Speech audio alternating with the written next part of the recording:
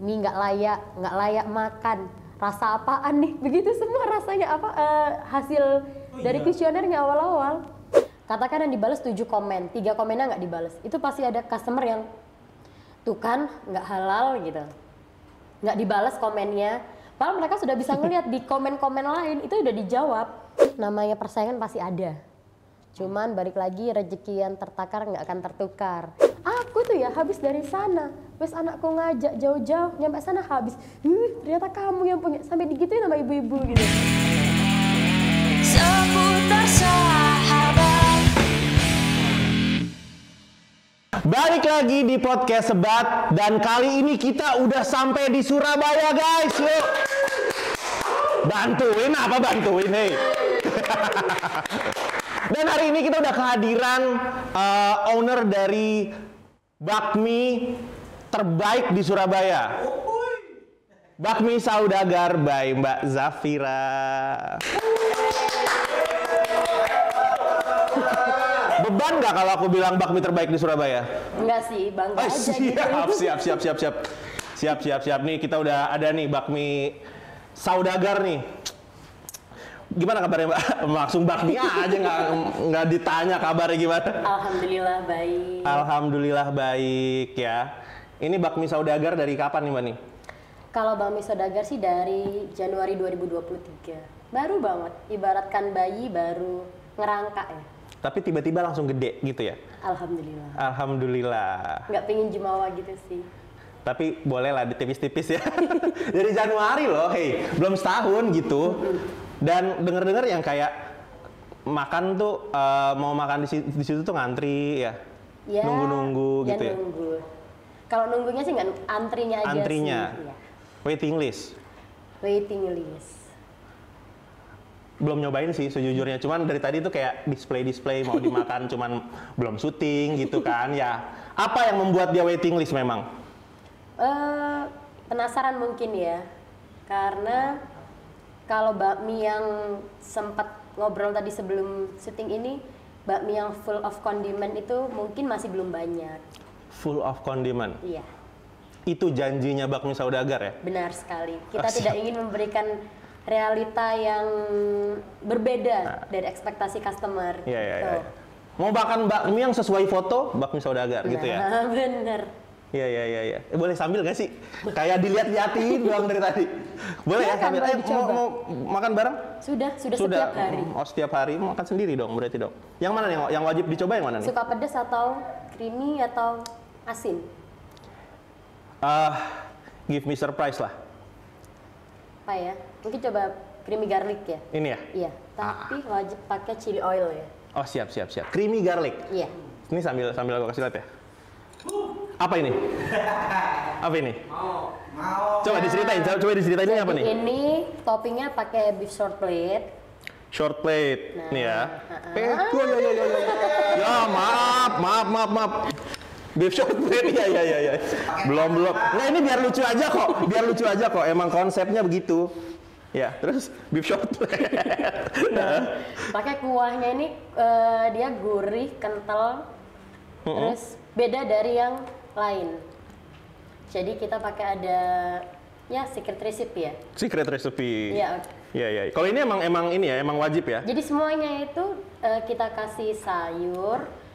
Jadi sama bayam crispy sama keripik pangsit. Oke, aku cobain ya. Oke. Tapi jadi deg-degan. Kalian nungguin ya? Sisain. Oh, sisain. Bismillahirrahmanirrahim.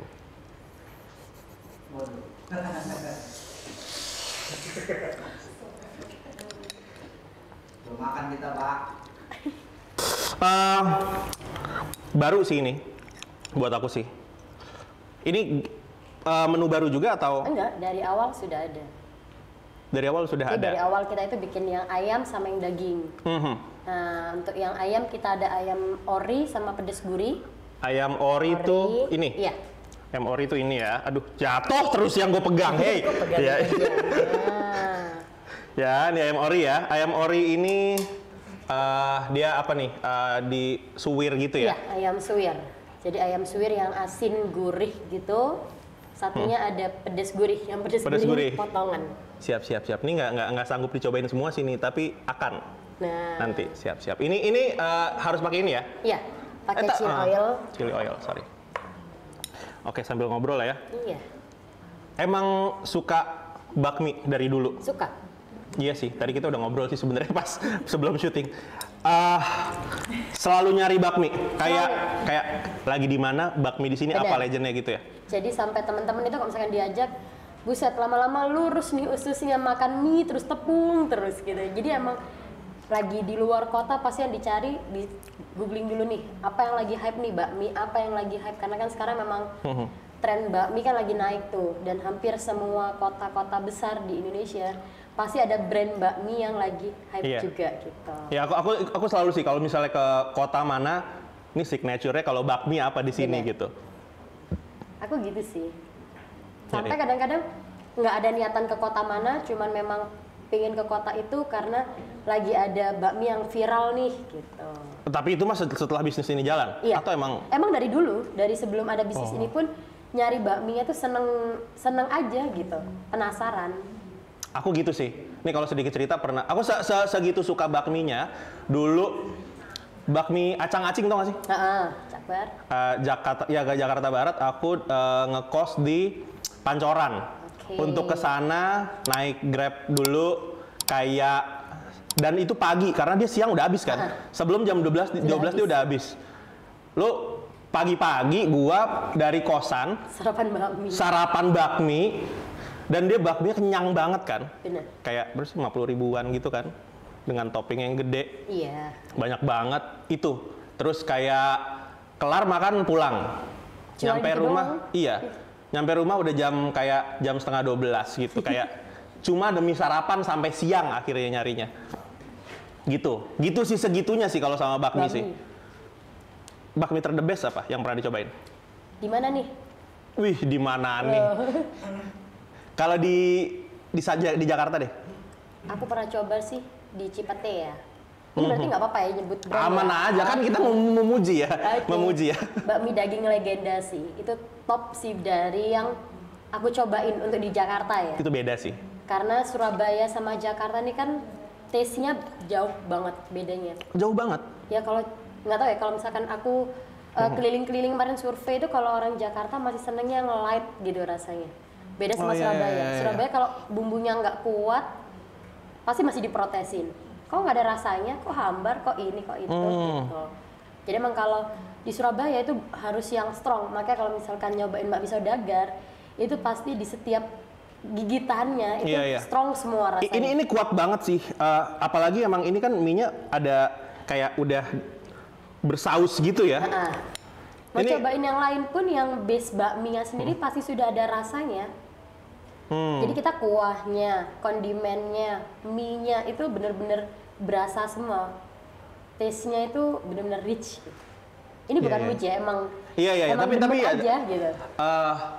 Rasanya ini sih, rasanya medok sih ya. Iya. Kalau di Jakarta tuh aku makan bakmi yang tapi suka bakmi yang light Kak. Suka juga sih, suka nyobain ya. Kalau pernah makan bakmi Cikini Iya. di depan rumah sakit Cikini, Heeh. itu light banget kan Bener. rasanya, tapi kayak kalau bisa makannya 2 mangkok. Iya. Karena light dikit gitu. Terus. Dan orangnya kan bikin terus kan, Bener. bikin terus walaupun nggak diorder bikin aja gitu. Ya. Tapi ngomong-ngomong bakmi gitu, kenapa bakmi? Kalau dibilang kenapa bakmi, pengen aja menghidangkan makanan yang bisa dimakan pagi, siang, sore, malam. Jadi ibaratkan makanan itu kayak soto sama rawon. Kalau soto itu kan orang-orang bisa sarapan soto, makan siang soto, makan malam soto. Itulah kenapa kalau di Surabaya Cak Har bukanya 24 jam. Jadi soto Cak Har itu buka 24 jam kan, karena orang bisa nikmatin. Beda sama rawon. Kalau rawon setan kan buka cuma malam doang. Jarang tuh ada orang sarapan apa? Sarapan rawon. Jarang banget sih. Nah, aku pingin jadi kayak soto tadi itu. Bakmi bisa dinikmatin kapan aja dan semua kalangan juga bisa makan bakmi. Ya dan memang bakmi juga udah jadi kayak apa ya? Kayak ya udah tiap daerah pasti ada gitu-gitu ya, yang tiap orang tuh ya kayak kita aja, orang yang selalu nyari bakmi gitu. Kemana aja pasti masuk ke salah satu destinasi yang ingin dituju gitu. Jadi kita Iya. beberapa kali ada customer yang datang itu bawa koper. Jadi pernah ada orang Malaysia makan di tempatku itu, dia bawa koper. Terus sempat ditanya gitu, mau ke airport ini habis dari hotel check out, terus nyari tempat makan di Surabaya, terus dapatnya di bakmi tadi tuh. Dia dapat rekomendasinya ke situ. Iya. Jadi pengennya jadi salah satu brand destinasi di Surabaya sih. Wih, gaul sih. Ya. Keren. Amin. Semoga lah ya. Amin. Ya. Terus maksudnya nggak tahu sih kalau buat aku sih kayak konseptualnya udah mateng banget nih gitu. Iya kan? Maksudnya emang sebelumnya udah dari keluarga pebisnis bakmi kah atau dari mana gitu, dari atau kuliahnya nggak tahu sih apa sih, nggak ada clue sih. Kalau usaha bakmi sih baru ini. Cuman emang sebelumnya sudah mungkin karena bawaan kuliah jurusannya sudah bisnis. Jadi kebetulan kuliah di International Business Management. Oke. Nah, terus kan memang dari sekolah itu, dari kuliah itu sudah wajib punya produk gitu. Jadi apa dari semester 2 sampai semester akhir itu akhirnya deskripsiin itu produk selama bisnis yang dijalanin selama kuliah.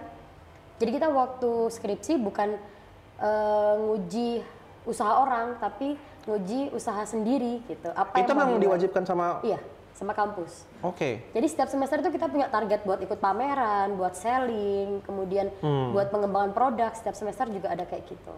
Dan waktu kuliah produknya adalah belum ini ya? Belum. Tas. Jual tas. Bisa dimakan tas itu.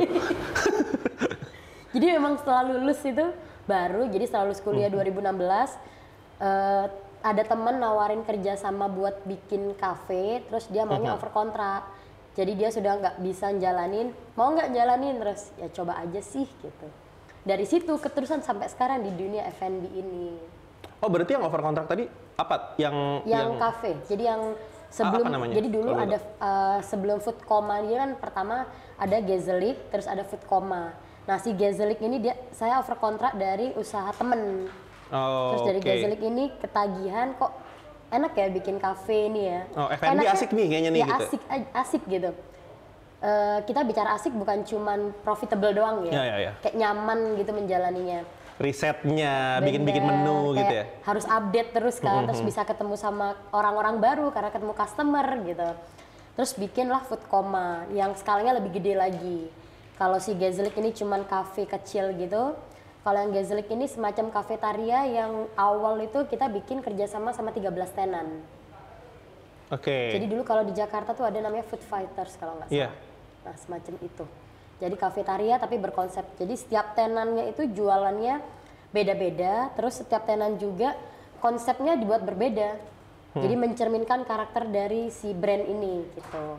Jadi dulu kalau misalkan di Bali ada Nalu Balls, kita bikin ada Pupu Balls gitu. Nah kayak gitu-gitu awalnya sebelum ke bakmi saudagar. Wait, berarti sebelum bakmi saudagar?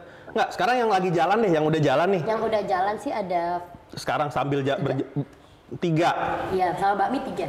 Oke, bakmi saudagar. Iya. Food coma, betul tadi ya? Iya, food coma sama ada food stop. Oke. Jadi kalau yang food coma sama food stop ini handle makan di perkantoran, gedung perkantoran. Oke, itulah dia ya, International Business Management. Ya. Mantap ya. Cuan tuh ya, cuan semua tuh ya. Enggak juga. Mantap. Oh, enggak juga. Enggak. Oh, wait. Kalau ngomongin ini kan, nih orang-orang kan bilang ya, daripada jadi karyawan enakan mau usaha bisnis gitu. Emang gitu? Nggak melihat dari punya 3 gitu? Enggak. Nggak juga? Jadi ketika bikin food coma, food stop, terus terakhir ini bakmi, baru bisa nabung di bakmi ini, kayak baru menuai hasilnya.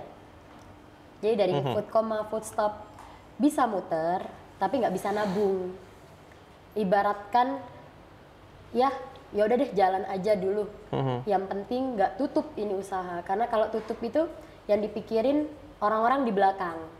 Karena kan mungkin kita punya usaha ini tapi ada orang yang membantu, ini pegawai-pegawai, kru-kru yang ikut, itu juga lumayan kan dengan mereka memiliki kehidupan juga.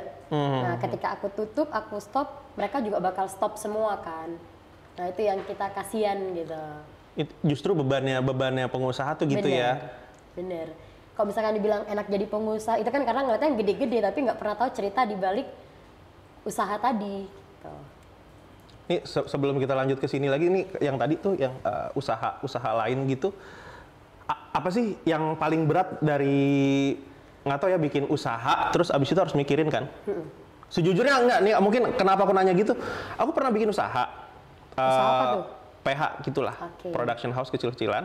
Tapi sejujurnya nggak berani sih ngegaji orang. Nggak. Tapi kan akhirnya nggak gede-gede dong, ya kan? Karena takut sama bebannya, takut pemasukan nggak bisa ngegaji lagi nih, gimana ya gitu. Stres kan? Bener. Itu pernah sih ada di momen itu gitu. Cuman nggak tahu kenapa kayak ketika jalaninnya pun kayak kok bisa ya ada di titik ini ya. Padahal kemarin-kemarin kok dihitung rugi loh harusnya. Kita bisa aja bayar karyawan, bisa aja nutup operasional gitu. Meskipun orang tua bilang gila PP dari Bangkalan karena kan base rumah di luar pulau. Oh, Bangkalan Madura. Iya. Jadi dari Bangkalan ke Surabaya setiap hari kok nggak nabung punya mobil lah, punya rumah lah kayak gitu. Yeah. Kok nggak bertambah asetnya gitu. Punya ya punya, cuman kok nggak bertambah asetnya. Ngapain aja selama ini gitu. Jadi yang didapat sih usaha bukan cuman usaha aja sih, tapi gimana kita bisa bermanfaat buat banyak orang juga gitu. Itu yang diingat sampai sekarang. Jadi di momen pengen stop aja deh. Udah deh kita tutup aja deh ini usaha kok. Tutup lubang gali lubang terus ya. Untung tapi nggak bisa nabung gitu. Udah deh berakhir aja ini. Cuman wah kok ngeliat anak-anak, ngeliat pegawai-pegawai kok kasihan. Dia gitu. menggantungkan hidupnya juga dari bisnis ini kan. Gitu. Jadi coba deh ayo usaha-usaha karena memang kita ini kan hidup bukan cuman, jadi tadi kalau misalnya ibaratkan hitungan itu bisnis buat aku sih bukan 1 + 1 sama dengan 2. Dikala 1 + 1 kadang-kadang bisa minus juga kalau orang usaha kan gitu. Nah gimana kita tetap bisa survive aja terus. Nah alhamdulillah ketika ada bakmi saudagar ini baru ibaratkan bisa nabung gitu. Ya. Dari hasil yang kemarin-kemarin tuh. Maksudnya kalau kita bicara bisnis gitu ya, sering kali kita tuh harus mikir jadi orang tuh harus yang sangat logis dan sangat super hitung-hitungan, tapi saat menjalaninya kayaknya nggak hitung-hitungan itu deh, ya kan? Jadi kayak ya udah pasrah aja, jalan aja dulu gitu. Gimana tuh sih nyimbangin untuk menjadi orang yang apa ya, yang detail perhitungannya, tapi juga harus nggak bisa sabar dijalanin sama aja satu gitu. orang sih gitu. Kenapa? Jadi aku ketika jalanin bakmi saudagar, aku bagi job desk sama, karena kebetulan kan bukan sendirian kan di bakmi saudagar, punya Oh partner. gitu, ya. Nah itu uang masuk sama uang keluar nggak bisa dikerjain sama satu orang. Jadi aku bagi tugas sama partnerku, kamu yang benar-benar full di keuangan, aku kalau misalkan butuh apa-apa aku bakal minta gitu. Jadi memang dia ada yang fokus full di finance, ada yang fokus di operasional, ada yang fokus untuk pengembangan. Kita bagi job desk gitu sih. Ini manajemennya si Bakmi sama yang tadi Food Coma gitu satu. Jadi di bakmi ini kan bertiga. Oke. Nah yang 2 ini satu manajemen di Food Coma. Oh. Aku sama partnerku yang lama. Kemudian bikin bakmi nambah 1 orang lagi. Tapi dia cuma di bakmi aja, nggak ikut di manajemen Food Coma. Cuman next pengen aku jadikan satu holding gitu sih. Wih, gaul. Amin. Jadi pengen sama-sama berkembang gitu. Ya. Karena emang kalau ngomongin bisnis nemu partner yang klik tuh Bener, susah banget. Udah klik, tiba-tiba di jalan jadi nggak klik itu juga ada sih. Cuma yang namanya kehidupan kan, kalau ibaratkan pacaran juga kadang-kadang putus tengah jalan juga. Iya. Nggak, gue selalu tertarik untuk ngomongin bisnis sih karena sejujurnya aku orang yang suka banget bisnis juga. Kayak pengen sih bisa buka lapangan pekerjaan buat orang-orang gitu kan. Tapi kadang kalau udah mentok kayak aku pernah bisnis yang PH tadi sih masih jalan sih sampai sekarang. Tapi ya gitu Berkembang karena berarti. dibilang berkembang enggak juga sih karena nggak Pegawai berani nambah tapi. nggak berani nambahin pegawai, bukan nambahin pegawai, nggak berani punya pegawai, akhirnya kayak freelancer aja gitu. Oke. Karena ya takut sih sebenarnya, nggak punya nyali sebesar itu gitu. Emang butuh segitunya ya nyali Iya. ya?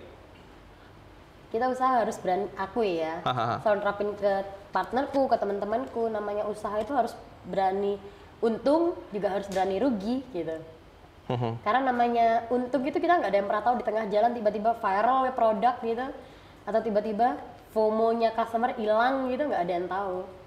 Hanya rencana Tuhan aja. Jadi setiap punya produk selalu ngomong, ya udah Bismillah, ini bisa, kalau emang bisa berkembang, diniatinnya nih baik semua aja deh gitu, pasrah aja.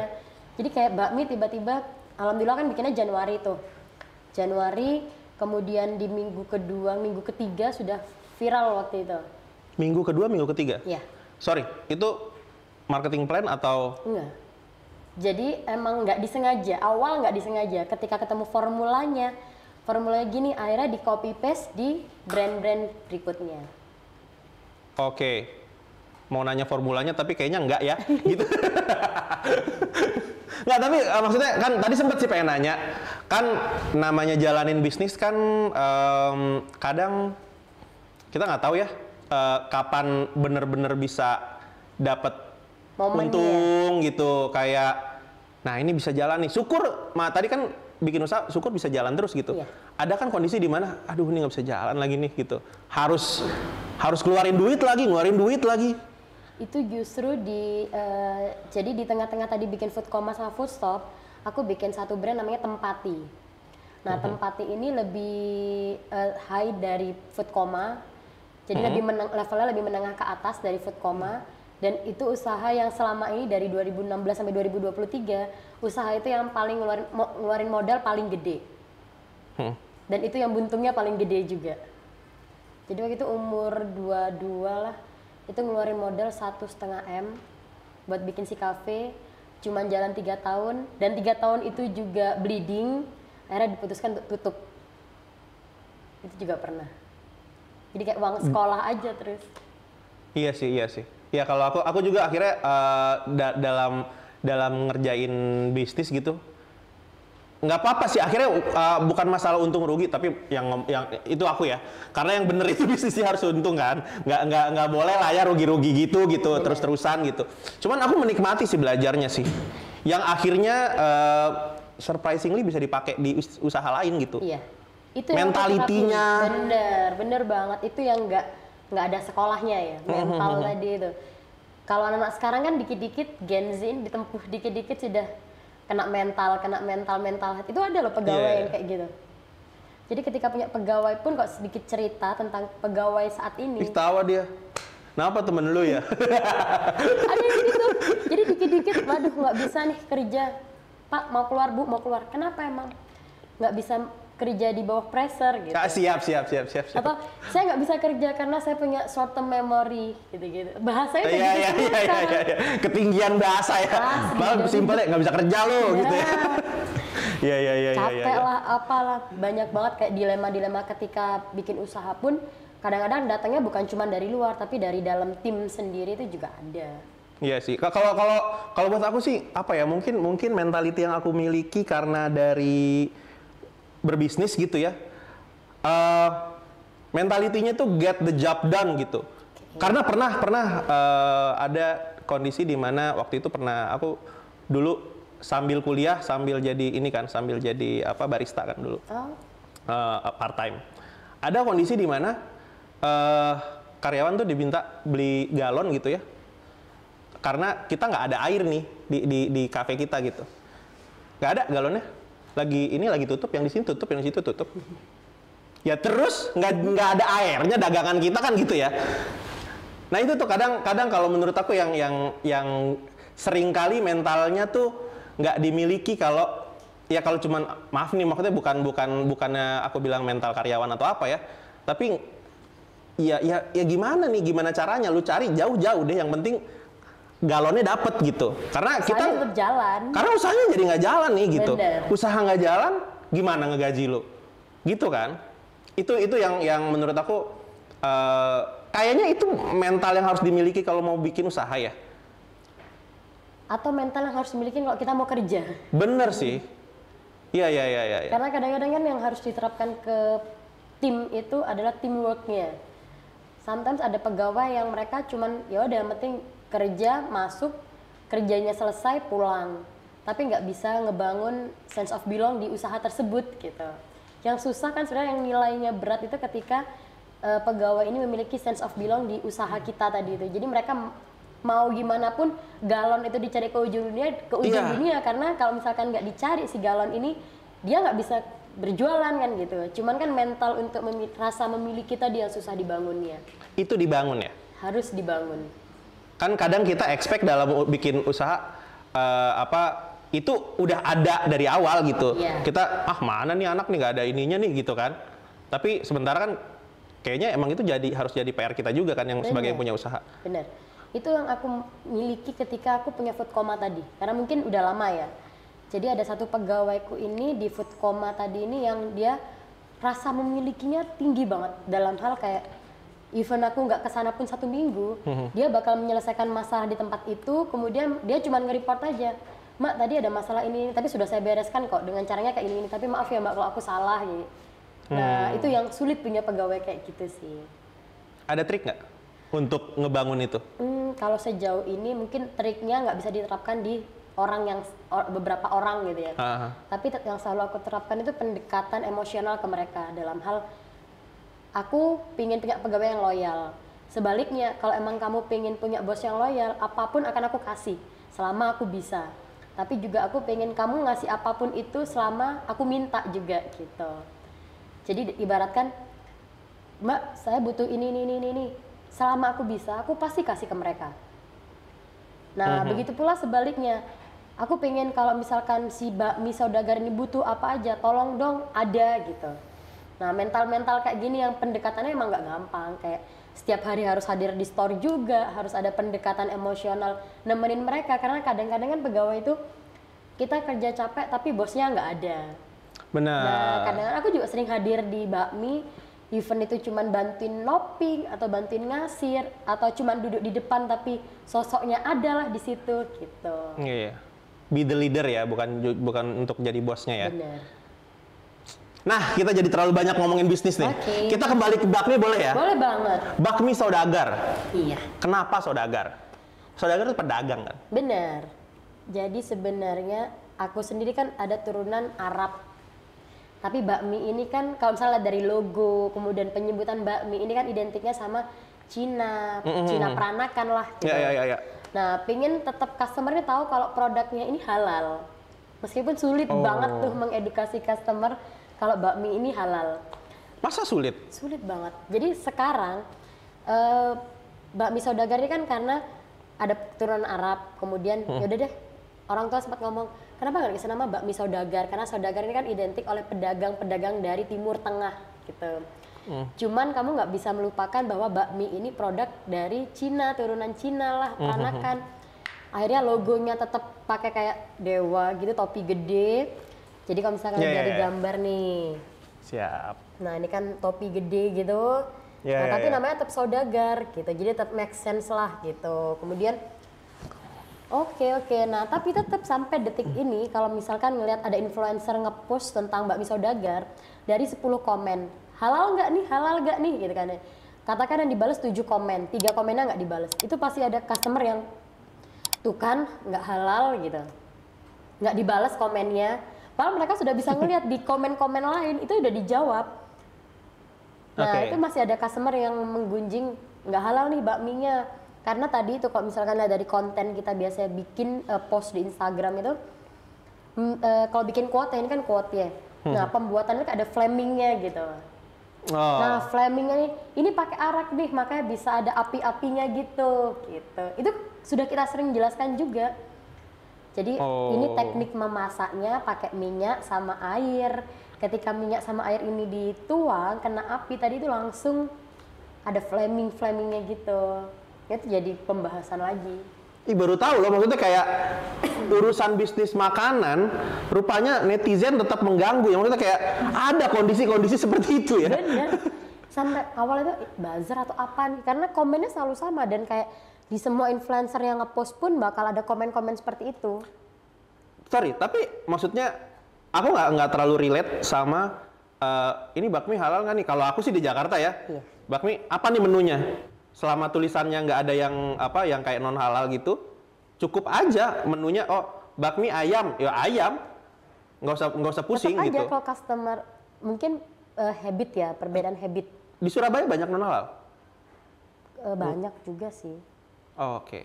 Cuman tetap balik lagi tadi itu, padahal menunya sudah cuma jual ayam sama daging. Mie-nya ini pakai campuran mirin nggak atau barang-barang non halal nggak gitu? Masih ada, sering sekali. Bahkan event kita sudah ngepost tentang kebijakan halal gitu di store, tetap ada tuh ibu-ibu nanya, ini halal gitu. Waduh kayak kurang gede nih posternya ini, masih gitu. Oh gitu, ke store untuk nanya ini halal atau enggak Iya. sebelum dia masuk gitu ya? Sering Oke. banget.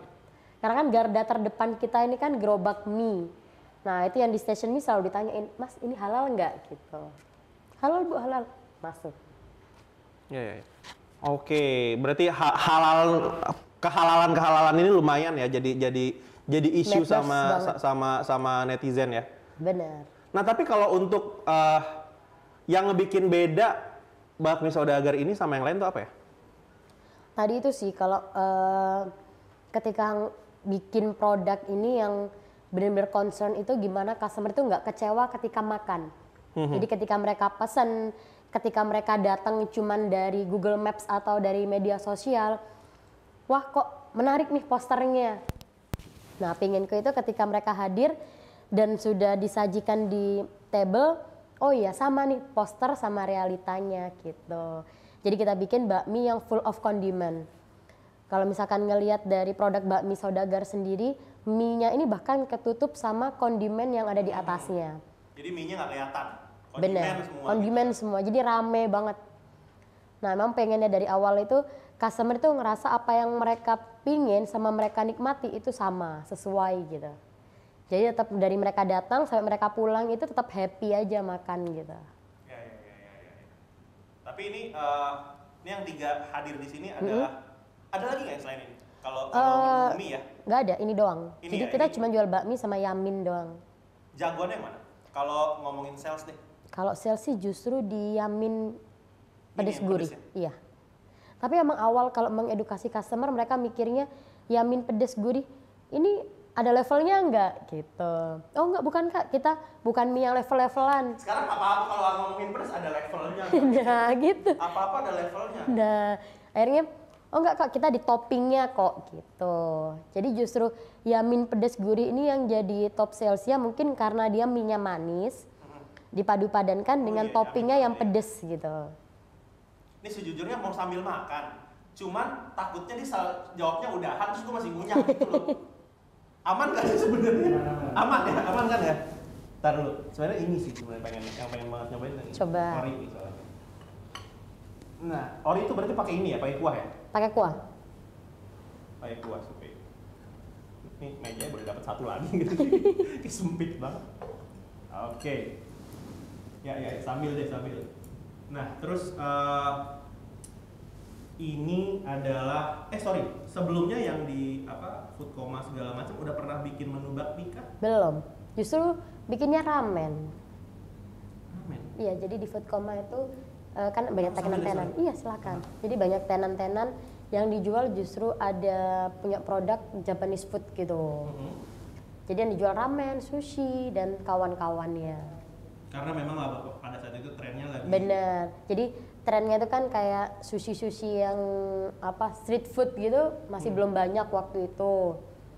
Nah, bikinlah ditaruh di food coma dengan harapan karena kan kita kalau di food coma handle-nya karyawan. Nah, karyawan kan yang bakal itu aja setiap hari. Nah, berharap mereka nggak bosen. Jadi yang kita hidangkan tuh bener-bener Indonesian food-nya ada, Japanese food-nya ada, Italian food-nya ada. Beragam makanan itu kita sajikan. Jadi nggak ada alasan customer karena kan sehari yang makan 400 sampai 450 orang tuh. Nah, kalau mereka Senin sampai Jumat dengan setiap hari makannya itu aja dan identikan kalau makan karyawan juga Indonesian food, makanan rumahan. Nah, itu yang kita pengen beda. Masa dia di rumah makannya itu, di kantor pun makannya sama. Jadi bener-bener ketika bikin usaha F&B ini muter terus buat bikin apa yang baru ya. Ada aroma yang berbeda enggak? Tapi sibuk makan gitu. Ada aroma yang beda enggak? Ininya Kuah? enak banget sih, ini kuahnya enak banget. Mantap. Jadi kuahnya pun bukan cuma dari kaldu aja sih. Jadi kalau misalkan makan di store, datang itu aromanya udah ngeblok banget. aroma store-nya ya. Aroma store-nya. Karena dari dapur udah menyeruak keluar gitu. Bener, ya, jadi soalnya aromanya. dari kuahnya, dari mie-nya itu kan kayak rasa banget kan. Jadi ketika datang ke store tuh aromanya juga buset, makanannya rasa ini aromanya juga mendukung nih gitu. Jadi pecinannya dapat banget. Iya sih. Iya. Kadang-kadang kalau ke tempat-tempat bakmi gitu, emang itu salah satu yang kenapa lebih enak makan di store gitu dibanding mesen. Karena vibes-nya Nah, gitu. jadi sampai kita itu bikin, kemarin kita kan tetap kan sampai hari ini pun datang ke bakmi-bakmi yang ada di Surabaya yang baru buka atau yang sudah sustain buka, itu setelah kita bandingkan dengan tempat kita, memang tempat kita ini ternyata mengusung humble vibes. Jadi, Humble vibes. iya. Jadi kalau misalkan kita lihat di brand-brand lain itu, mereka benar-benar bersih banget. Jadi sampai saking dari bersihnya, berasanya makannya di restoran gitu. Iya. Jadi resto bakminya sendiri tuh nggak dapet vibes-nya gitu. Setelah aku bedanya apa ya sama storeku ya? Kok awalnya sempat kecil hati yang anak-anak tuh nggak bisa apa sebersih ini gitu, serapi ini gitu. Terus setelah banding, oh emang kita ini humble vibes banget sih. Emang aroma itu kudu muncul, nggak bisa yang bersih banget. Kalau yang bersih banget tuh customer rasanya pergi ke restoran. Iya. Bukan ke tempat makan bakmi yang identik pecinan tadi itu. Itu yang pengen dibangun ternyata. Iya. Kalau aku sih pribadi sebagai pecinta mie ya, aku lebih suka datang ke tempat yang vibes-nya tuh kedai. Nah, benar. Memang agak kadang agak dikit dikit, tapi sebenarnya makanannya mah bersih gitu kan. Makanan kan bersih. Terus yang vibes yang aku dapet, ini orang serius nih. Ngurusin bakminya serius nih gitu kan. Kalau beda, kalau bukan aku bilang restoran terus nggak enak ya, cuman lebih ke restoran kan kayaknya yang penting siapapun yang bikin rasanya sama gitu ya. SOP ya? SOP aja gitu. Kalau ke kedai itu kayaknya ada chef di belakang sana yang lagi nyiapin seserius itu gitu. Dan kayaknya ini orang yang nyiapin orang ngerti nih gitu. Kadang nggak tahu sih kalau aku kalau makan bakmi ya, terus makan yang bikin tahu nih apa yang dia bikin. Segitunya sih kalau aku. Iya. Memang kita jual produk pun itu gimana caranya produk ini bisa dinikmatin oleh semua orang tadi itu. Jadi bukan berharap kalau misalkan tadi kita bahas tentang chef atau man behind gitu. Kalau kita bicara chef itu pasti semua tempat itu sama. Dalam hal entah rasanya, SOP-nya tadi itu cenderung sama. Karena kalau chef itu kan mereka sudah punya patokannya. Tapi ketika kita bikin bakmi, ini berharap personal touch-nya itu dapat gitu. Apa yang kita bangun, apa yang mau kita bikin, itu nyampe ke customer-nya itu, oh kita ini bikin bakmi, ngekonsep bakmi itu sebegininya, itu kita harap bisa customer tuh ngerasain, oh iya nih, memang bakmi ini dibuatnya ini dengan cita rasa yang bikin orang tuh pengen balik lagi gitu. Seserius itu sih. Ini barusan nyobain sambil nyomot ini. Rasanya tuh bold banget ya. Iya. Sebold itu ya. Kayak yang ini pas digigit tuh. Nih, aduh ini seolah-olah kayak lagi promoin banget ya. Tapi itu, ini seorang yang suka bakmi banget. Terus lagi nge-review aja sih sebenarnya. Ini tuh yang pas kayaknya tuh ada alasan kenapa ini dibikin suwir, kenapa ini dibikin cut, ya kan? Benar. Yang ini tuh pas dimakan, digigit tuh langsung nyebar gitu. Ya. Oh iya, sorry. Nih ya, nih. Ntar tumpah lagi ah. Ini pas digigit tuh langsung nyebar, juicy-nya ada. Iya. Kayak dia nyimpen bumbu tuh gitu Bener. di dalam nyimpen bumbu yang liquidnya gitu. Jadi pas digigit tuh gitu. Yang ini gimana ngomongnya? Pas digigit Dikunyah dulu baru benar-benar dia terasa. gigit balik.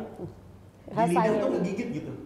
Pedesnya tuh dibilang gini, aku ada beberapa bakmi yang kalau dia bilangnya dia pedes, tapi mungkin lebih ke lada kali ya. Oke, Terus agak jadi panasnya telat. ribetnya tuh agak ganggu di sini. Iya. Ini enggak, ini tuh di lidah aja dia. Soalnya pakai cabe bukan lada. Kalau lada itu kan pedesnya tuh ninggal tapi terlambat gitu. Kalau cabe itu waktu dikunyah langsung tes pedes nih gitu. Iya tadi cuma nyobain sedikit kan, kayak tes gitu, wih gigit balik. Boleh nih, boleh. Dan rasanya bold banget. Nih kalau buat yang suka pedes sih, buat apa sih harus nyobain sih? Wajib nyobain yang ini. Ya. Nah, terus bisnis kuliner terkenal dengan persaingan yang ketat. Ada tips nggak dari Mbak Zafira? Kalau tips sih namanya persaingan pasti ada. Cuman balik lagi rezeki yang tertakar nggak akan tertukar. Cuman rezeki yang tertakar tidak akan tertukar. Mantap. Cuman kita kan tidak bisa sepolos itu juga kan ya. Ya dari kita sendiri sih tetap harus upgrade, harus update, added value terus. Jadi value dari produk ini kayak kita awal ini kan cuman ngeluarin 3 menu nih, 3 menu bakmi, yamin sama creamy garlic. Ketambahan side dish-nya itu cuman kuotie, wonton, sama pangsit goreng doang. Kuotie itu ini ya? Ya, kuotie itu ini. Aku belum pernah makan kuotie. Nah, dia coba. kayak apa? Gyoza. Gyoza. Bener. Gyoza. Dia grilled ya? Iya. Oke. Nah, awal itu terus pengembangan kita akhirnya sekarang mulai ada produk baru dimsum gitu. Ini syutingnya kelamaan. Ini kalau hangat lebih parah nih kayaknya. Iya kan? Bener. Terus. Jadi kita pengembangan terus ada gitu.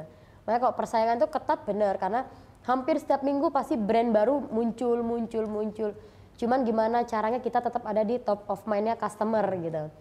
Nah, cara ningkatin brand awareness-nya, kemudian customer ini pengen tetap datang lagi, kita jadi selalu ada yang baru.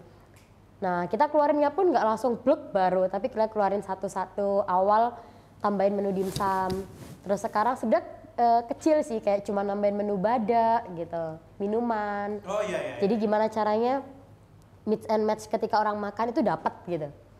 Nah, next pun kita bakal ada kayak apa lagi nih Badak. biar customernya terbalik gitu. Badak pairing yang tepat sih. Ya. Nah, Jadi kayak habis bakmi langsung aduh itu ada bedanya tuh. Ya. jadi kita perlahan tapi terus tetap bisa bersaing dengan brand-brand baru juga. Ini apa tadi namanya? Kuotie. Kuotie. Ini nggak tahu ini mungkin sotoy. Tapi kuotie ini rasanya fresh. Ciri khas kalau kita ke kedai yang benar-benar mau dimasak itu yang baru dibikin. Iya. Tapi kendalanya ini pasti bikinnya ribet kan? Bener. Ini bikinnya ribet. Ini pernah jadi masalah nggak? Sering banget. Iya kan? Sering banget. Apa tuh masalahnya apa tuh? Time servingnya pasti terlambat. Ya. Kemudian nggak bisa ready setiap waktu juga. Karena Demandnya tinggi, supply-nya belum kelar bikin. bener, karena kita harus fresh bikinnya. Belum nemu ini formula yang bisa nyimpen si kuotie karena kan isinya ayam dan sayur. Nah, sayur ini kan kalau didiamkan atau disimpan itu nggak bakal fresh. Dan yang paling kelihatan sih kadar gizinya pasti menurun kan. Nah, itu kenapa jadi yang bikin problem itu time servingnya lama karena begitu proses masih harus di pan dulu terus di grill. Nah, itu masih butuh waktu 7 sampai 8 menit. Nah, itu kalau langsung pesen, kalau misalnya orang kesekian yang pesen akhirnya kan nunggu jadi banyak protesnya itu makannya sudah selesai, kuotanya belum keluar gitu-gitu. Jadi kita masih belajar lagi nih, terus bisa update gimana semua menu ini bisa benar-benar siap buat diterima customer tanpa kritik. Namanya kritik tetap ada sih, cuman kan belajar aja.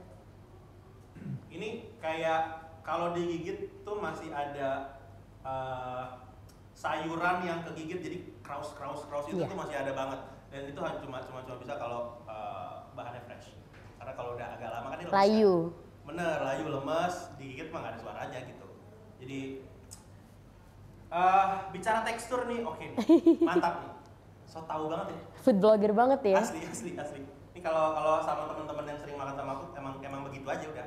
Dikomenin, makan dikomenin gitu. So asik emang. Ya. Nah tapi pernah ada trik nggak sih? Ini tuh nggak bisa memenuhi demand-nya, nggak terpenuhi nih. Karena ya tadi kan kejar-kejaran. Sudah pernah dicoba? Tawarin yang lain gitu. Oh, pernah dong. gimana gitu triknya kalau misalnya kan pasti nih mungkin ada yang nonton teman-teman merchant GrabFood yang mungkin ngadepin permasalahan yang sama, time serving yang lama bukan berarti terus abis itu jadi maksain gitu kan. Apa yang dilakukan? Yang dilakukan adalah menawarkan produk lain, jadi upselling produk lain dengan memberi mereka life hacks gitu. Jadi kadang-kadang awal-awal pun aku sering sambil noping, sambil ngasir juga di bakmi. Itu ketika kita kan mesti nanya ke belakang, kuotnya ready nggak? Masih belum gitu. Akhirnya, kenapa nggak kita coba tawarkan produk lain gitu. Jadi ketika ada customer, kuotanya ada mbak, oh kuotanya habis. Mungkin mau coba pangsit goreng. Kalau saya sih seneng pangsit goreng, tapi disiram pakai chili oil, jangan dicocol kak, disiram aja gitu. Oh emang enak gitu, enak, lebih murah lagi gitu. Terus mereka, oh coba deh coba gitu. Dari situ mereka posting, loh ternyata peminatnya langsung lumayan tuh meningkat penjualan pangsit goreng. Karena pangsit goreng kita kan tetap pangsit goreng yang ada isinya kan, dan itu full ayam. Nah itu pangsit gorengnya, oh dicoba ya, mereka nyoba pangsit goreng, jadi kan kita pakai piringnya gede gini juga, terus disiram pakai chili oil di atasnya, terus dicoba. Ternyata banyak yang balik lagi buat nyobain pangsit goreng disiram chili oil tadi itu. Dan salesnya meningkat? Benar sekali. Ya. Awal sih karena nyoba sendiri ya, nyoba kok enak ya, kenapa nggak aku coba orang lain tawarin aja tuh, siapa tahu mereka juga cocok buat pengganti si kuotnya tadi itu. Jadi kita tidak kehilangan sales untuk side dish-nya. Ya.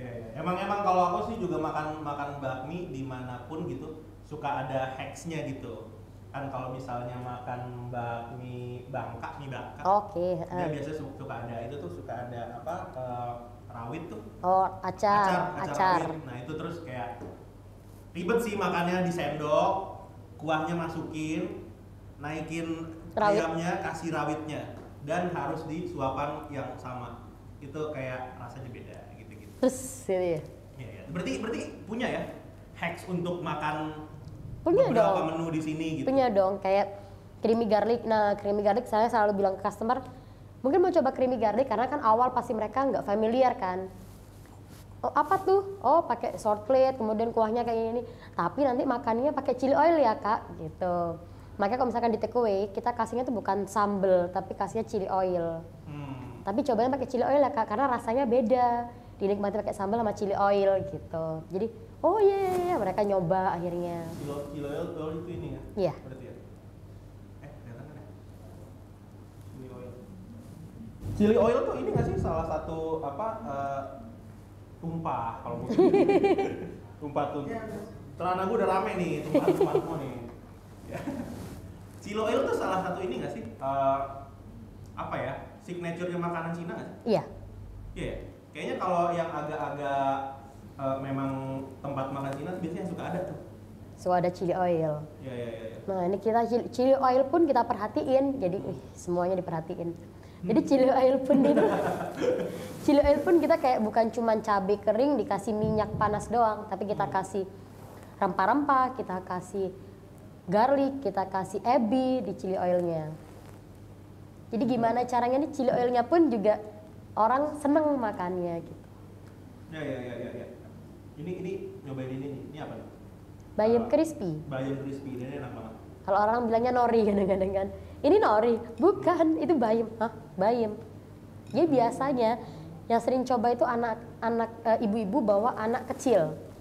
Karena anaknya nggak mau makan sayur. Nah, diakalnya pakai bayam crispy tadi itu. Anaknya baru mau, jadi pesannya cuma bakmi polos aja. Bakmi polos, jadi pernah ada customer pesan, Mbak pesan bakmi polos 8. Hah? 8? Bu ini polos nggak pakai topping? Iya, nggak apa-apa. Anak-anak saya seneng gitu. Oh iya. Kalau polos tuh isinya ada keripik pangsitnya, ada bayamnya, ada sawinya. Sawi. Oh, jadi tetap rame sih. Ya. Itu ini ya menu anak ya. Iya. Kali jadi menu anak ya. Ya. Tapi kalau boleh tahu di Surabaya sendiri skena perbakmian tuh gimana sih? Skena apa skema nih? skena. Nggak tahu ya kalau aku kalau di Jakarta ya mungkin kalau kita ke Jakarta Barat itu akan menemukan beberapa legenda-legenda bakmi karet. Tapi aku juga punya ini sih di sebelah mana tuh Wonogirian gitu. Oke. Di sini juga banyak ya. Kalau Spot-spot bakmi. spot-spot gitu nggak ada di Surabaya. Terbagi, bener-bener terbagi. Kayak misal nih, yang cukup lama itu mie babat Jembatan Merah. Nah, itu adanya di Jembatan Merah doang gitu. Atau mie Kedondong. Adanya dia ada beberapa cabang sih, cuman emang bukanya di Jalan Kedondong juga gitu. Masihnya terbagi sih kalau di Surabaya, nggak ada yang mungkin kalau kita misalkan ke Jakarta Barat tuh benar-benar banyak sentra bakmi gitu kan. Nah, di Surabaya belum ada. Masih terpencar-pencar gitu. Ya. Kalau untuk bakmi saudagar sendiri, apa targetnya? Apakah akan jadi masuknya ke niche aja?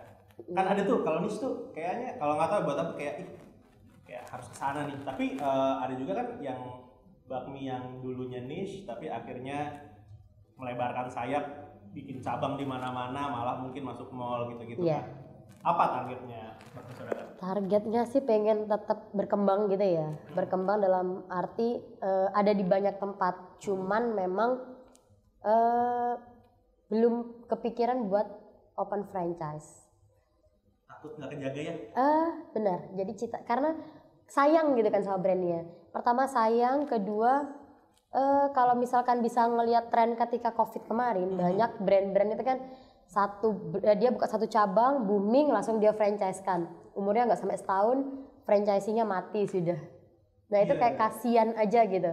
Kayak even kita nanti kerjasama pun mungkin entah kemitraan atau yang lain-lain, itu tetap kita mikirin gimana nih nanti jalannya sama si mitra atau sama partner, karena kan kita pengennya long last. Si bakmi ini pun kita pengennya long last juga gitu. Even nanti kita buka market yang lebar pun, yang banyak pun, kita tetap safe semua gitu. Banyak banget kemarin itu cerita-cerita orang-orang ketika mereka ngambil franchise, kemudian nggak diurus sama master franchise-nya, akhirnya mereka rugi. Sedangkan mereka buka franchise itu entah tabungan pensiun atau tabungan-tabungan yang memang dibuka untuk usaha, akhirnya merugi gitu. Nah kita nggak pengen kayak gitu sih, pengennya tetap bakmi yang sampai kapanpun ini namanya bagus, usahanya tetap berkembang gitu. Iya. Kalau kayak aku sebagai konsumen, aku kalau ada bisnis franchise tuh sering kali, belinya yang ini aja nih, lebih enak yang ini dia ininya kurang gitu, kayak gorengnya kurang mantepan si ini gitu. Ada tuh kondisi-kondisi kayak gitu. Iya, jadi nggak bisa sama satu. Jadi memang kadang-kadang ada yang ke cabang sana aja, cabang itu lebih enak tuh daripada yang cabang ini. Padahal kan harusnya kan sama. Nah kita pengen pun nanti ketika masuk ke niche market pun rasanya itu kualitasnya tetap terjaga. Even itu sulit, tapi kita tetap harus melaluinya kan. Dengan cara tetap semua under manajemen. Jadi kita tetap kelola semuanya sendiri. Siap. Buat teman-teman yang ke Surabaya harus nyobain sih. Kalau suka bakmi yang rasanya bold, wajib cobain. Yang ini tiga-tiganya sih. Nggak tau kalau aku mungkin misalnya ke toko, kayaknya sih akan nyobain tiga-tiganya sih. Kalau misalnya itu pertama kali ya, kalau kita nyobain ini. Tapi kayaknya kamu toko sih harusnya. Nyobain yang versi hangatnya, terus ada vibes aroma dapurnya itu harus cobain. Ini juga kuotie juga mantap banget, teman-teman cobain. Gitu. Nah, Mbak Zafira, kita ada yang namanya kabar warga.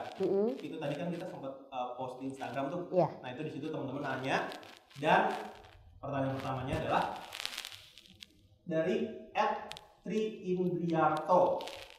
Gimana nih Kak suka duka sepak terjang bakmi saudagar? Jujur suka banget sama all menunya. Alhamdulillah agak. Sebenarnya setiap kali punya produk itu kayak ada deg-degannya ya, bakal diterima enggak gitu. Ya kalau suka dukanya tadi itu sebenarnya lebih ke ketika customer ini masih bertanya halal atau enggaknya. Karena kan kita ini sudah menjaga sedemikian rupa, jadi kita itu sampai di store itu kita kasih tulisan dilarang membawa makanan dan minuman dari luar. Tujuannya bukan melarang mereka bawa produk dari luar, tapi lebih ke menjaga takutnya ada customer bawa makanan dari luar, kemudian produk itu non halal. Nah itu kan kalau kita nggak tahu kok produk itu halal atau enggak, ketika dicuci ya udah kayak biasanya kan. Tapi ketika digunakan oleh customer lain, itu kan tetap produknya mangkok yang digunakan tetap nggak halal. Nah, kita sampai merhatiin gitu. Jadi takut ada yang customer ini terkecoh, kita pun juga terkecoh dengan ada yang kayak gitu. Jadi misalkan dibilang suka duka itu, dukanya itu banyak banget ketika customer itu kita kan namanya owner juga nggak bisa muasin semua customer. Ketika mereka datang panas banget tempatnya, antri banget tempatnya, lama banget pelayanannya, padahal teman-teman kru yang nyiapin produk ini juga nggak diem gitu karena memang mungkin trafiknya lagi tinggi, akhirnya mereka terus tapi memang kan butuh waktu buat nyiapin produknya. Apalagi misal nih di tengah-tengah proses keripik pangsitnya masih ada di kitchen belum keluar, akhirnya kan nunggu. Kemudian bayam crispy-nya nunggu. Nah kadang-kadang itu yang bikin menghambat sih. Tapi namanya customer kan tetap mereka nggak mau tahu. Maunya ya udah, dia udah bayar, maunya makanan ini cepet nyampainya. Nah tetap kalau misalkan kita tetap terus belajar, berbenah biar kita pun juga puas, customer juga seneng makannya gitu.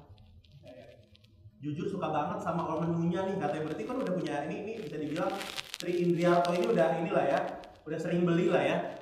Tapi kalau nih sebelum melanjutkan pertanyaan selanjutnya, ada ini nggak sih? Ada yang kayak, atau kalau buat aku tuh salah satu alasan untuk aku mampir ke restoran bakmi gitu, itu biasanya ada orang tua mau makan di situ tuh. Ada nggak kalau di situ? Sering banget. Jadi mungkin karena aku hampir tiap hari tuh nongkrong di depan gitu kan, duduk. Jadi kita ada kursi biasa buat waiting list customer, duduk di situ, duduk aja. Terus suatu hari itu ada bapak ibu, ya udah sepuh ya, bisa dibilang udah sepuh gitu. Mereka dia datang itu gandengan, si bapak itu gandeng si nenek ini, kemudian ibunya duduk, yang mesenin ini si bapak. Kemudian si bapak ngomong ke ibunya, kita nggak apa-apa tak makan ini setiap hari. Terus ibunya jawab, saya langsung nolak gitu kan. Ibunya jawab, nggak apa-apa, ini kan bukan mie instan, ini kan mie yang dikocok. Tuh kan masnya ngocok kan, ini bukan mie instan. Oh iya, oke. Jadi ya udah, besok berarti kita bawa aja lagi, balik lagi ke sini. Itu masih bungkus lagi mereka itu. Dan emang sering banget ngeliat si kakek nenek ini datang berdua gitu buat makan. Dia mereka udah makan terus pulang. Nih beberapa hari lagi datang gitu. Sering banget. Sulit dipercaya karena ini baru dari Januari kan. Itu kan tipikal restoran-restoran udah puluhan tahun kan sebetulnya. Iya bener. Itu kalau yang ada lagi yang ibu sama anak. Jadi sampai pernah itu kebetulan kan rutin nge-gym kan. Kalau di tempat gymnya ada sauna gitu, ibu-ibunya lagi nongkrong di dalam. Terus ada salah satu ibu-ibu, "Mbak, kemarin anakku habis dari sana loh." Terus satunya nanya, "Dari mana?" "Ini loh, dari bakmi saudagar." Terus, "Loh, bakmi saudagar punyanya Mbak?" "Iya," saya gitu kan. Kan nggak mungkin, "Kok nggak bilang-bilang?" gitu. Ya masa saya bilang kok saya punya gitu kan. Nah terus dia bilang, "Aku tuh ya habis dari sana, terus anakku ngajak jauh-jauh, nyampe sana habis. Ternyata kamu yang punya." Sampai digituin sama ibu-ibu gitu. Kayak gemes gitu ibu-ibunya. Kalau misalkan Mbak yang punya kan saya langsung ngechat, nggak usah nunggu gitu. "Oh iya nggak apa-apa kok Bu, nggak apa-apa." Jadi kayak gitu-gitu. Ternyata banyak yang kayak happy sih, banyak ternyata orang yang sudah mulai tahu gitu. Tapi gimana sih rasanya? Kita Kayaknya bukan cuma happy kan, kayak iya kan. Wah ternyata banyak yang tahu ya gitu. Ya ada kakek nenek makan tiap hari gitu kan. Bener, itu happy banget sih gitu. Makanya kan terus concern buat ke produk juga, concern buat ke anak-anak nyiapin produk yang bener juga. Karena ngeliat hasil customer itu kayak se-happy itu mereka bisa makan gitu. Itu kakek nenek loh. Kayak kita kan bisa tahu lah kakek nenek untuk keluar makan itu jarang banget kan. Mereka pasti, kok emang si kakek nenek ini seneng makan, mereka pasti pindah-pindah tempat, nyari tempat baru. Ini sampai muncul, "Gak apa-apa tiap hari makan ini gitu." Set bapak ibu ini seneng ya? Iya seneng banget sih. Kayak itu yang bikin, berarti harus terus berbenah nih gitu. Semoga semakin mantap. Amin. Pertanyaan kedua dari Leo.730 Leo. Awal merintis karir, Kak Ayu takut gak ke pontang-panting sama nama-nama besar perbakmian Indonesia? Gimana? Kayak ya bakmi kan udah banyak, kenapa harus bikin bakmi lagi kan? Ngeri ini gak sih, ngeri giles gak sih? Pasti ya, awal ya, pasti ada. Cuman balik lagi, kalau nggak nyoba, nggak bakal tahu nih. Emang anaknya senang aja, penasaran, gas aja lah, coba gitu. Jadi partner itu kita benar-benar dari R&D ke produk itu sekitar 1 sampai 2 bulan. Tadi trialnya juga setiap hari di Food Coma itu. Jadi siapa anak Food Coma, ayo cobain, ini enak nggak? Sempet awal-awal bikin itu kita coba ke temen yang punya satu kantor itu ada 30 orang gitu kan. Kita bikin nih buat 30 orang, ya namanya juga bikin awal kan. Sampai terlambat ngirimnya. Sebelum launching. Buat tester.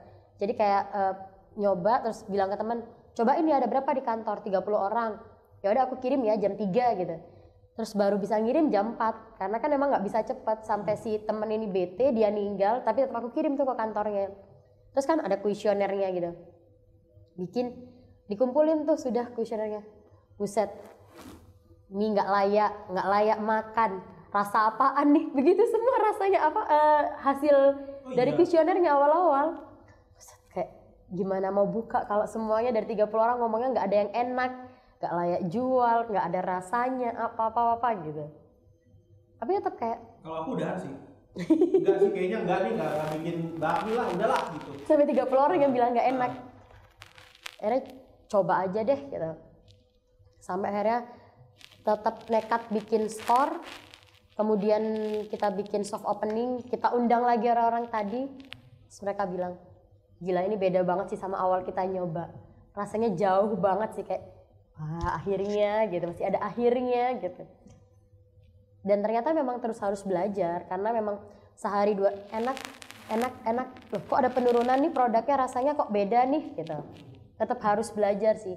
Dan ketika banyak brand-brand yang sudah besar namanya dan kalau kayak di store pertama itu kayak selang 4-5 rumah itu ada brand yang sudah lama banget buka bakmi di Surabaya.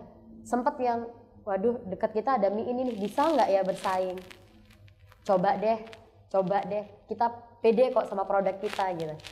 Ya alhamdulillah kayak meskipun awalnya ciut tapi memang namanya orang usaha kalau nggak dicoba ya bakal penasaran doang seterusnya. Dan harus mau denger kritik sih ya. Iya bener. Karena kan emang ada yang kayak dikritik ya emang lidah dia aja kan itu nggak becus lidahnya, ini mah bagus gitu kan ada yang bisa bener anti kritik gitu. Anti kritik. Sampai detik ini sih pasti ada kritik masukan, tetap kita terima, tetap kita tampung dan evaluasi sih. Siap. Mau dengar kritik dan terus untuk mengembangkan gitu ya, berniat untuk mengembangkan. Siap. Mbak Zafira, terima kasih banyak atas waktunya. Sama-sama. Udah mau ngobrol bareng kita dan udah mau datang ke podcast kita. Siap. Nah, buat teman-teman yang mau tahu tentang bakmi saudagar ini bisa follow Instagram atau bisa banget di toko bakmi.saudagar. Oke. Di situ bisa ngelihat semua menu-menunya, kemudian juga tahu kita ada di mana aja. Siap, berarti sekarang ada di mana aja? Kita ada 2 cabang, yang pertama itu di Jalan Tenggilis nomor 150C, yang kedua ada di Jalan Dharma Wangsa nomor 70. Siap. Buat yang di Surabaya cobain ya, datang langsung ke 2 cabang tadi. Nah, buat teman-teman juga jangan lupa untuk follow Instagram kita di @pamangrab.tv, @pamangrab.tv, dan kalian juga boleh sharing cerita kalian atau mungkin request mau ngobrol sama siapa lagi selanjutnya. Akhir kata dimanapun kalian berada, saya Rian. Saya Zafira Ayu. Jangan lupa sebat dulu. Dah. Seputar